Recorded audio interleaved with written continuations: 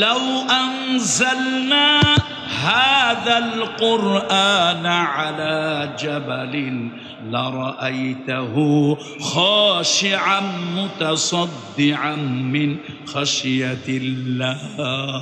আল্লাহু আকবার, আল্লাহু আকবার। আল্লাহ তাআলা বলছেন, শোনো, আমার কোরআনে তো তোমরা চিনো নাই, আমার কোরআন তোমার দেশের কনস্টিটিউশন হতে পারে না। কি আজীব একটা দেশ, কি আজীব একটা দেশ, যেই দেশে নাকি 90% মুসলমান। আমি কোন দলকে ছোট করছি না, কোন দলের পক্ষে বলতেছি না, কোন দলের বিপক্ষে বলতেছি না। আল্লাহর কোরআন বলল মদ হলো হারাম।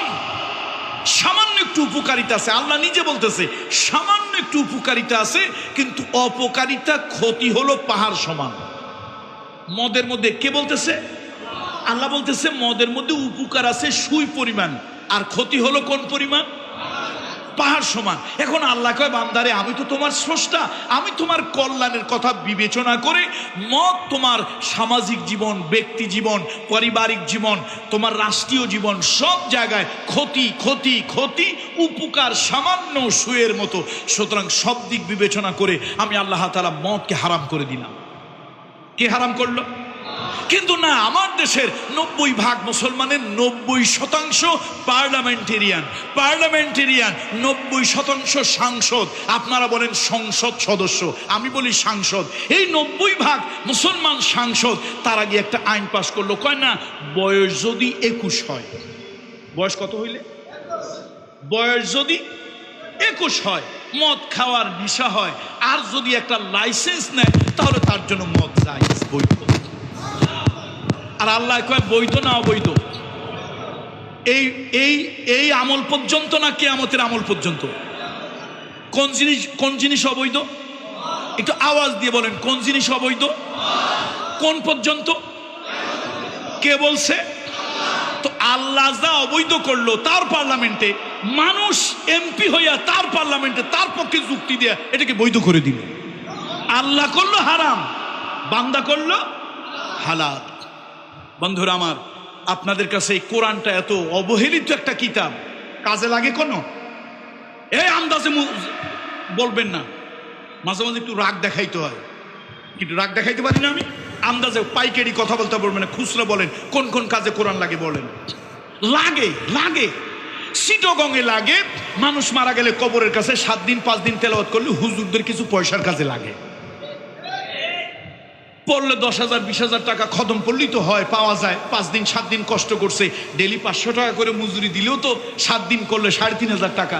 কাজে লাগে, কাজে যে লাগে না তা না, লাগে, পকেট ভারী হওয়ার কাজে লাগে।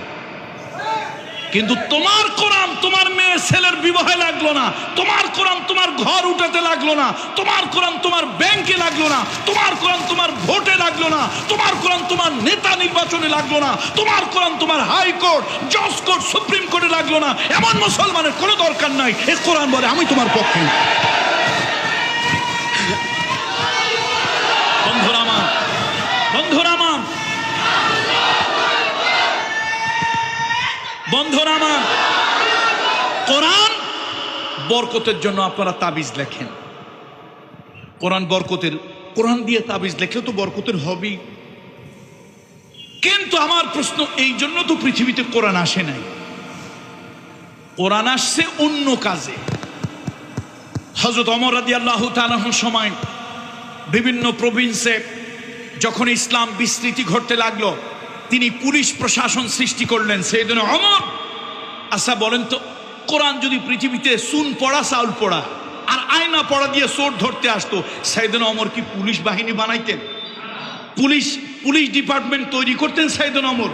পুলিশের কোনো দরকার ছিল না। প্রত্যেক প্রভিন্সে ড্রামের মধ্যে চুন রাখতো, ড্রামের মধ্যে চাউল রাখতো, আর বিভিন্ন জায়গা থেকে আয়না এনে কোরআন শির পড়ে পড়ে আয়না পড়া দিত চোর ধরার জন্য, চাউল পড়া দিত চোর ধরার জন্য, চুন পড়া দিত চোর ধরার জন্য। পুলিশের কোনো দরকার ছিল না। কোরআন আয়না পড়া দিয়ে চোর ধরতে, চাউল পড়া দিয়ে চোর ধরতে। আপনার এই জন্য পৃথিবীতে কোরআন আসেনি, কোরআন এসেছে চুরির সিস্টেম বন্ধ করে দেওয়ার জন্য। ধরতে আসে নাই, কি করতে আসছে? বন্ধ করে দেওয়ার জন্য। আজকে দুর্ভাগ্য সে কোরআনের কোনো মূল্য আপনার আমার কাছে নাই। এখন আল্লাহ তাআলা এই কোরআনের গুরুত্ব অনুধাবন করাতে গিয়ে আল্লাহ তাআলা বলছেন, শোনো, লাউ আনজালনা হাদাল কুরআনা আলা জাবালিন, শোনো, তুমি এই কোরআনটাকে কাগজে লিপিবদ্ধ একটি সামান্য কিতাব মনে করিও না। লাউ আনজালনা, আমি যদি অবতীর্ণ করতাম হাদাল কুরআনা আলা জাবালিন, আমি কোনো পাহাড়ের উপরে যদি অবতীর্ণ করতাম, এই কোরআন এত বেশি ওয়েটফুল, এত বেশি ভারী, তাহলে পাহাড় গোলার মতো উড়ে যেত। আল্লাহু আকবার। কোরআন যে কত ভারী তার জ্বলন্ত প্রমাণ সহিহ বুখারীর হাদিস। কত ভারী বুখারীর হাদিস। কোরআন যে কত ভারী তার জ্বলন্ত প্রমাণ হলো আম্মা জান আয়েশা সিদ্দিকা। কোরআন যে কত ভারী তার জ্বলন্ত প্রমাণ হলো আলী রাদিয়াল্লাহু তাআলা আনহু।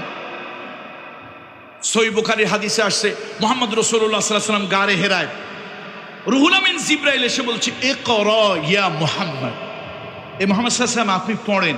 নবীজি বলছেন, মা আনা বিকারিন, I don't know how to read, আমি তো পড়তে জানি না, আমি উম্মি। আবার বলছেন, ইকরা ইয়া মুহাম্মদ, হে মুহাম্মদ সাল্লাল্লাহু আলাইহি ওয়াসাল্লাম আপনি পড়ুন। নবী বলছেন, না, মা আনা বিকারিন, আমি তো পড়তে জানি না। এবার রাসূলুল্লাহ সাল্লাল্লাহু আলাইহি ওয়াসাল্লামকে বুকের মধ্যে জড়িয়ে ধরলেন রুহুল আমিন জিবরাইল, আর আল্লাহ আরশে আজিম থেকে যে ইলম নিয়ে আসছিলেন কোরআনের, সেই ইলমটা জিবরাইলের সিনা থেকে মুহাম্মদ রাসূলুল্লাহ সাল্লাল্লাহু আলাইহি ওয়াসাল্লামের সিনাতে ট্রান্সফার করে দিলেন। এত ভারী হয়ে গেল আল্লাহ রাসূল, নবীজি বলেন, আমি থরথর করে কাঁপতে লাগলাম, মনে হলো গোটা দুনিয়ার সব ওয়েট আমার সিনার উপরে দিয়েছে, আমি দাঁড়িয়ে থাকতে পারছি না, আমার শরীরের মধ্যে ঘাম ছুটে দিয়েছে। আল্লাহ, তুমি কি কোরআনের জাতা মনে করছো? এই কোরআনকে তুমি সোনামানের ইচ্ছা কাজকালের প্রতি মনে করছো? লাউ আনজালনা হাদাল কুরআন আলা জাবালিন লারাআইতাহু খাশিআন মুতাসাদ্দিআন মিন খাশিয়াতিল্লাহ। আল্লাহর ভয়ে পাহাড় নিশ্চিহ্ন হয়ে যেত, ধুলার মতো উড়ে যেত, পাহাড় নিজের অস্তিত্ব হারিয়ে ফেলতো যদি পাহাড়ের উপরে আমি আল্লাহ তাআলার কোরআন অবতীর্ণ করতাম না। আমি কোরআন অবতীর্ণ করেছি আমার সর্বশ্রেষ্ঠ মুহাম্মদ রাসূলুল্লাহ সিনার উপরে। আম্মা জান আয়েশা সিদ্দিকা বলেন, রাসূলুল্লাহর উপরে ওহী আসলে আমরা বুঝতে পারতাম। কেমনে বুঝতাম? আল্লাহ রাসূল এত ঘেমে যেতেন, দরদর করে হুজুরের চেহারা দিয়ে গাও দিয়ে ঘাম বের হতো। আল্লাহ রাসূল কোনো উটের উপরে বসা থাকলে উট সহ্য করতে পারতো না, উট বসে পড়তো। রাসূলুল্লাহ সাল্লাল্লাহু আলাইহি ওয়াসাল্লামের গোটা গাও ঘামমুক্ত হয়ে যেত। তাহলে কোরআন তুমি দেখেছো, কোরআনের ওয়েট দেখোনি? কোরআনের ওয়েট দেখতে পারতে যদি তোমার চোখটা মা আয়েশা সিদ্দিকার চোখের সাথে লাগিয়ে দেওয়া হতো, তুমি দেখতে পারতে কোরআন কত ওজন, কত ভারী। হতে মক্কার দিন, মক্কা বিজয়ের দিন রাসূলুল্লাহ সাল্লাল্লাহু আলাইহি ওয়াসাল্লাম কাবা ঘরটা পরিষ্কার করছেন। আল্লাহর হাবিব কাবা ঘর পরিষ্কার করছেন, কিছু বের করতে পারছেন না, নবীজি লাঠি দিয়ে পাচ্ছেন না। আল্লাহ নবী ডাক দিলেন তার কলিজার টুকরা আহলে বাইতের সাইয়েদনা আলীকে ডাক দিলেন, আমার কলিজার টুকরা আলী কোথায়? একদিক দিয়ে শাস্তো ভাই, আরেক দিক দিয়ে পালক পুত্র, আরেক দিক দিয়ে হলো জামাতা, আল্লাহর আরশের সিদ্ধান্তে। এত কাছের মানুষ, নিজের রক্ত, নিজের বংশ, আর পালাটার মায়া একটু বেশি হয়। সাইয়েদনা আলীকে রাসূল কি হিসেবে পালছেন? মা খাদিজা এবং রাসূলুল্লাহ সাল্লাল্লাহু আলাইহি ওয়াসাল্লাম সাইয়েদনা আলীকে কিসের মতো পালন করছে? সন্তানের মতো, পালক পুত্রের মতো লালন পালন করছেন। যদিও রিস্তায় স্বাস্থ্য ভাই হয়, কিন্তু লালন পালন করে সন্তানের মতো লালন পালন করছে, এটা হলো পালক পুত্র। এরপরে আল্লাহর আরশের সিদ্ধান্ত হইল, হাবিব আমি আল্লাহর আরশের সিদ্ধান্ত, আলীর সাথে আপনার কন্যাকে বিবাহ দিয়ে দেন। রাসূলুল্লাহ সাল্লাল্লাহু আলাইহি ওয়াসাল্লাম ডাকলেন, আল্লাহ নবী ডাকলেন, আমার আলী কোথায়? কেন প্রয়োজনের সময় তো আদরেরটারই ডাকে নাকি? আদরেরটারে ডাকে না, ডাকছে আমার আলী কই? আনা হেনা ইয়া রাসূলুল্লাহ, লাব্বাইক ওয়া সা'দাইক, আনা হেনা ইয়া রাসূলুল্লাহ। হুজুর আমি তো আপনার কাছে। নবীজি বলে, ধরো এই লাঠিটা, ধরে আমার কাঁধের উপর উঠো, আমার কাঁধের উপর ঘাড়ের উপরে উঠে ওইটারে নামাও। সাইয়েদনা আলীকে, হুজুর এটা একটা কথা কইলেন আপনি? আলী এত বেয়াদব যে আপনার কাঁধের উপর উঠবে? আল্লাহ নবী, আরে উঠো, তুমি আমার সন্তানের মতো, তুমি আমার জামাতা, তুমি আমার আহলে বাইতের অন্তর্ভুক্ত, তুমি আমার, আমি তোমার, ওঠো। ইয়া রাসূলুল্লাহ, যত হুকুম দেন পালন করেছি, ভবিষ্যতেও যত হুকুম দেবেন পালন করব, কিন্তু এইটা আমি পারবো না। নবীজির ঘাড়ের উপরে আলী উঠবে, এই বেয়াদবি। নবী কার? আমি তো বেয়াদবি মনে করি, তুমি আমার, ওঠো। হুজুর আপনি কি আমার পোলাপান মনে করছেন? আমি কি বড় হই নাই? আমি কি এখনো ছোট আছি যে মা খাদিজা আর রাসূলুল্লাহর মাঝখানে শুয়ে থাকি? আমি কি সেই বালক আছি? এখন আমি সাবালক হয়েছি না, বড় হয়েছি না, বিয়ে শাদী করছি না? নবীজিকে আরে ছোট বড় হইলেও ছোটই থাকে নাকি বলেন? সন্তান নাতিপুতি এগুলো যতই হোক, বুড়াও যদি হয়ে যায় শ্বশুরের কাছে জামাই কিন্তু সেই ছোটই থাকে। দেখা যায় জামাই এরকম বুড়া হয়েছে, শ্বশুরের থেকে বেশি বুড়া, তারপরও শ্বশুরের কাছে সেই ছোটই মনে হয়, স্নেহেরই মনে হয়।